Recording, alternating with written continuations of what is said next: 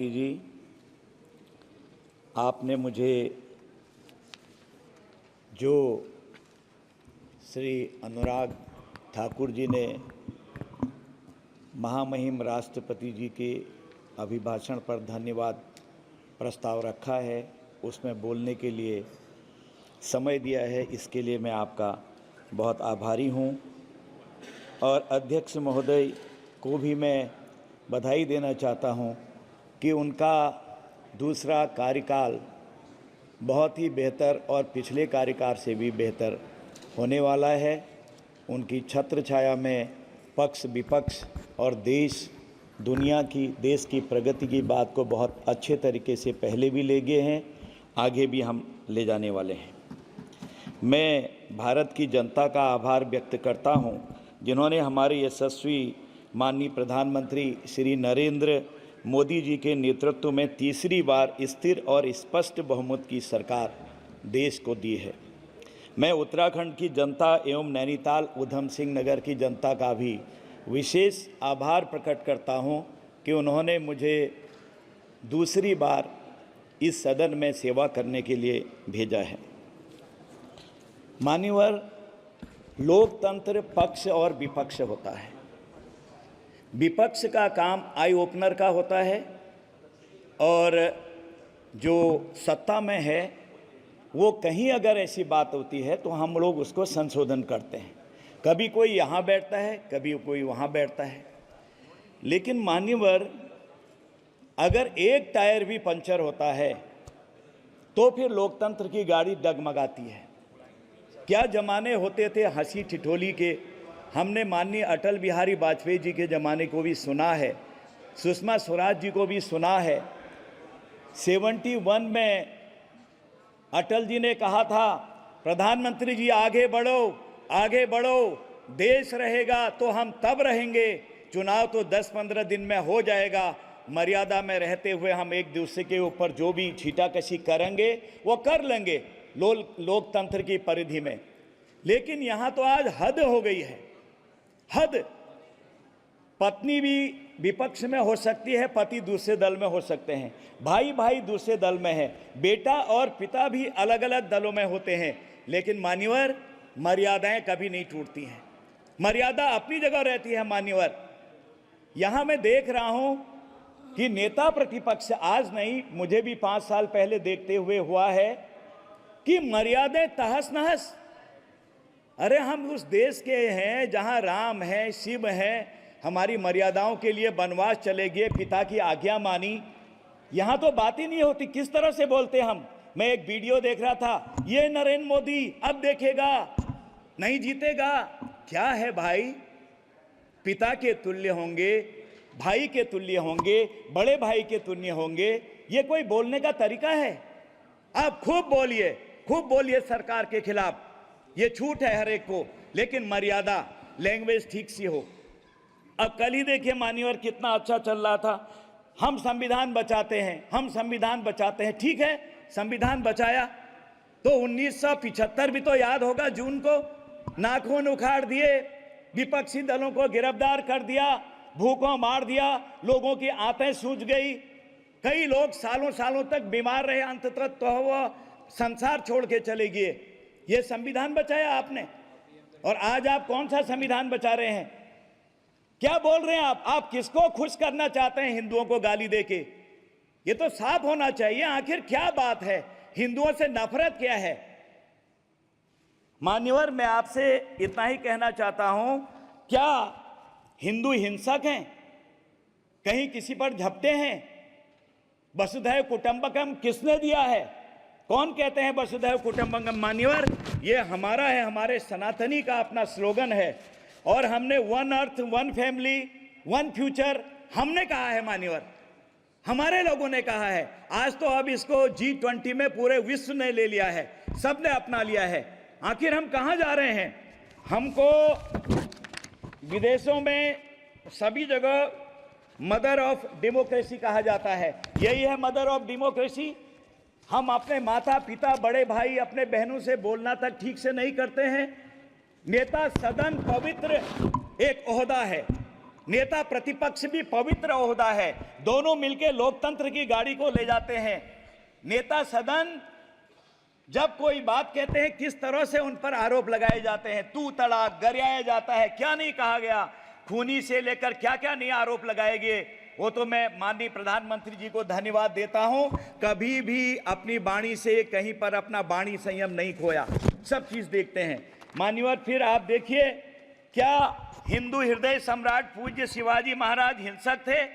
क्या हिंदू हृदय सम्राट महाराणा प्रताप जी हिंसक थे? क्या झांसी की रानी लक्ष्मीबाई जी हिंसक थी? क्या सुभाष चंद्र बोस, चंद्रशेखर जी, भगत सिंह जी, सुखदेव जी, राजगुरु जी हिंसक थे? ये सब सनातनी भी थे, कहां हिंसक थे मान्यवर? किस तरह की बात नेता प्रतिपक्ष जी ने कल कही। मैं फिर कहना चाहता हूं कि आप किसको खुश करना चाहते हैं मान्यवर? क्या भगवान राम हिंसक थे? क्या भगवान शिव हिंसक थे? क्या भगवान विष्णु हिंसक थे? क्या नवदुर्गा माता हिंसक थी?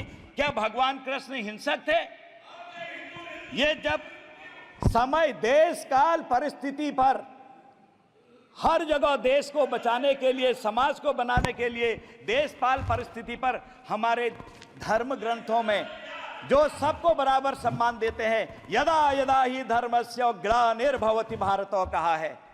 और इसी तरह से विप्र धेनु सुर संत हितो लीन मनुज अवतार, ये हमारी बात आई है। अत्याचारियों को, आतताइयों को जब जरूरत पड़ी है, उनको सबक सिखाने के लिए देवताओं ने भी, किसी ने गांडीव उठाया, किसी ने अपनी तलवार उठाई, किसी ने त्रिशूल उठाया, तब उनको सबक सिखाया। किसके लिए? संत जनों के लिए, विप्र जनों के लिए, अच्छे लोगों के लिए, समाज के अच्छे लोगों की रक्षा के लिए हमारे देवता, हमारे पूजनीय लोग सब आगे आए हैं। और हिंदुओं ने कभी तो कुछ किया ही नहीं। कहां अहिंसा करी? कहां हम विस्तारवादी हैं? कहां गाली गलौज करते हैं?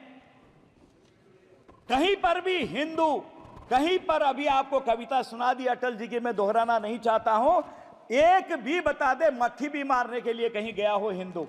हाँ, आन बान शान के लिए शिवाजी ने क्या किया, महाराणा प्रताप जी ने क्या किया, झांसी की रानी जी ने क्या किया, ये पूरी दुनिया जानती है। चंद्रशेखर आजाद और भगत सिंह, राजगुरु, सुखदेव ने क्या किया जब आताताई हो गए थे, अति हो गई थी। अतिशय रगड़ करे जब कोई, अनल प्रकट चंदन से होई। मान्यवर, किस तरह की बात कर रहे हैं आज फिर से हमारे देश में, आपने देखा, और सारा विश्व हमारे को देख रहा, पक्ष और विपक्ष। और विपक्ष किस तरह से हमारे नेता हमारे ऊपर अंगुली उठाते हैं, आपस में लड़ाते हैं, और क्या जा रहा होगा पूरे विश्व में संदेश।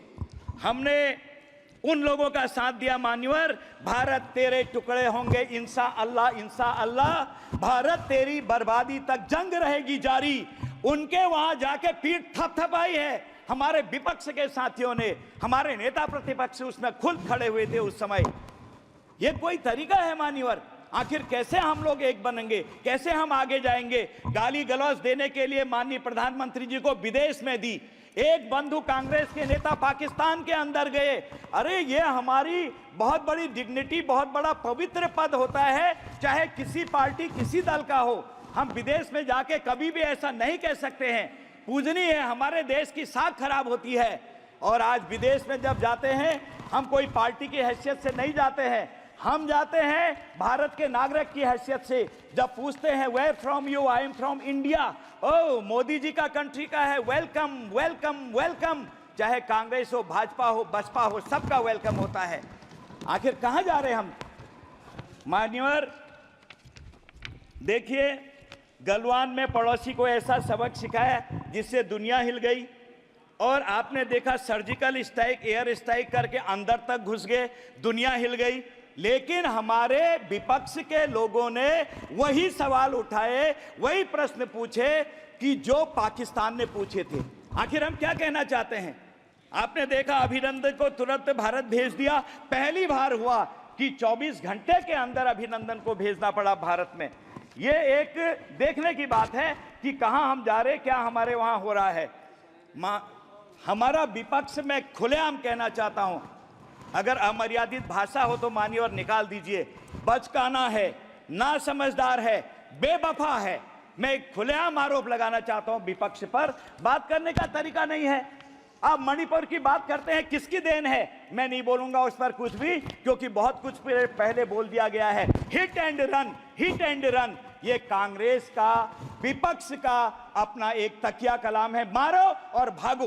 पिछली बार माननीय प्रधानमंत्री जी, माननीय गृह मंत्री जी ने उत्तर दिया था जब मणिपुर की बात इसी सदन में हुई थी, मैं पहले सदन में भी था, सब भाग गए। आज जब माननीय प्रधानमंत्री जी उत्तर देंगे, मैं निवेदन करना चाहता हूं, सुन के जाएं, भाग के न जाएं, तब पोल खुलेगी, तब अच्छा पता लग जाएगा सब लोगों को। समाप्त करें मान्यवर, मैं खत्म करता हूं। हम लोगों ने कितने बड़े बड़े काम किए हैं। अभी इन्होंने कहा है कि हमको बताया कि जाति धर्म सांप्रदायिकता फैलाते हैं। हम फैलाते हैं, आप फैलाते हैं।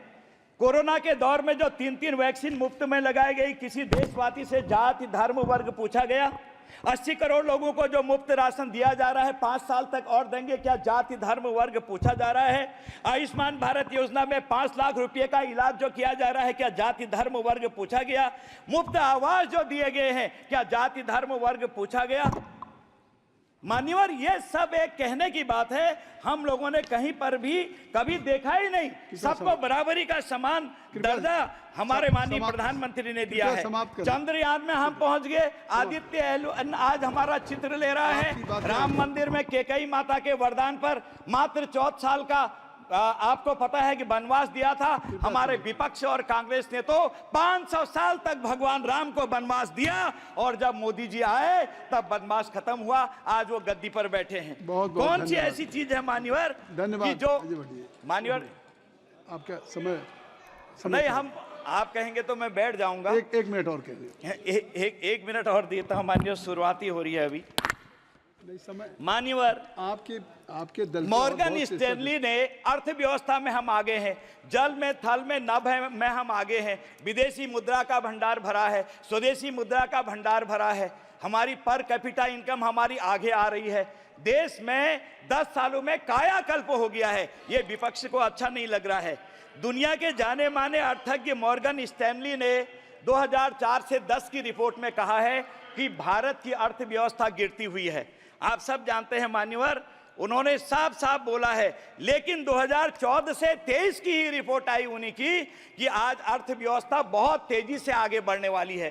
भारत की बढ़ गई है, इतनी तेजी से आज हम आगे बढ़ रहे हैं, यानी कि हर क्षेत्र में आगे बढ़ रहे हैं। हमारे पास अपना फाइटर हो गया है, हमने अपना विक्रांत बना दिया है, दुनिया हिल के रख गई है, और हम सब बातें आगे। ठीक महात्मा, धन्यवाद। मैं बहुत बहुत धन्यवाद करता हूं कि आपने मुझे समर्थन दिया, और मैं महामहिम राष्ट्रपति जी के अभिभाषण पर अपनी तरफ से बधाई देता हूं। आपको समय दिया, समर्थन करता हूं। समर्थन आपको नहीं, समय तो थोड़ा अगर 1-2 मिनट और देते अच्छी बात है, लेकिन आपकी आज्ञा सिरोधारी है माननीय श्री लालजी वर्मा।